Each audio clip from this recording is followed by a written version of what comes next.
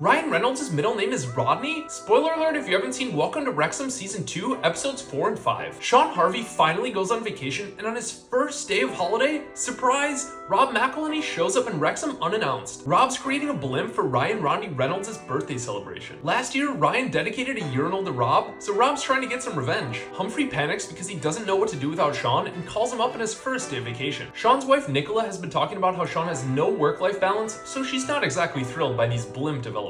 The very next day, Humphrey has another situation. Since Rob's in town, he wanted to watch the game at the turf with the fans. Rob is blissfully unaware of UEFA Article 48 regarding broadcast restrictions for 3 p.m. kickoff games. Rob and Ryan have the club feed to watch the games, so they don't have to worry about this. But it's a completely foreign and incomprehensible concept to Americans that the game wouldn't be televised. So anyway, Rob was going to screen the game, but everyone in the town heard about it and showed up. This time, Shaun calls Rob, assuring him that it's a very big deal and they should not broadcast the game. So they decide to listen on the radio instead. 2 days into the vacation, 2 calls to Shaun, his wife is fuming. They did this hilarious recreation of Shaun on the holiday and also of Ryan and Rob as kids. I'm sure it feels like babysitting them at times. Day 3, pretty chill. Maybe some Welsh aviation laws broken?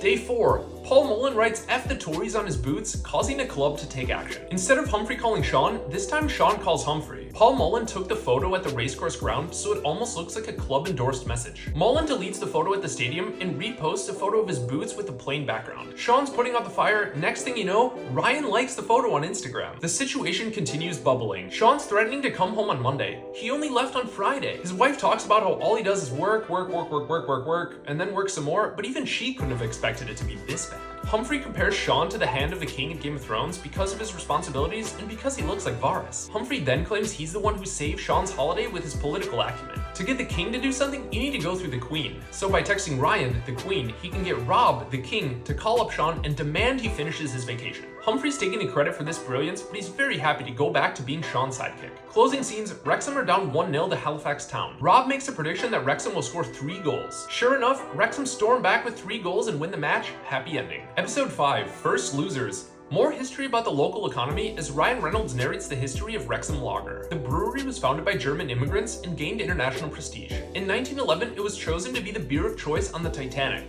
We all know what happened next. This foreshadows some of the trauma in the local community, which became a theme for the episode. Wrexham fans are talking about the pain of their past promotion failures. In 2012, Wrexham set a record for the highest points tally without promotion, losing to Luton in the playoffs. Humphrey details the British mentality, which people in the town are displaying. No optimism, everything is bad, don't expect anything better for yourself, just go on with your life until you're dead. Cut to Rob. All of Rob's teams finished in second the year before. Wrexham in the league, Wrexham in the FA Trophy, Wrexham women in the league, Philadelphia Union lose MLS Cup, Philadelphia Phillies lose the World Series, Philadelphia Eagles lose the Super Bowl. They're saying how second place feels like the first loser, which is how we get the episode title. We see all of Ryan Reynolds' movies that got second at the box office on opening weekend, but it feels like defeat because all the buzz is about the movie that came in first. They interview Susan Lucci, an actress who was nominated for an Emmy but kept losing every year until her 19th nomination. She talked about how athletes are similar to actors. You have to be very disciplined. You can shine as an individual, but you're part of a team. I think they're smart to show this because Rob and Ryan are actors and it helps to create the connection with the club. We finally meet Jacob Mendy. He was introduced a couple of episodes ago as one of the new signings. Mendy talks about his mentality, his childhood, how his dad brought their family from the Gambia to Spain and then to the UK. Mendy was working 12 hours a day at a construction site while also trying to find a football club, so it was tough for him to get started. But that determination was something that manager Phil Parkinson liked and was one reason he signed Mendy. Next up, Dorking Wanderers, possibly the most ambitious club in England. Dorking Wanderers started as a Sunday League amateur side and now compete in the National League.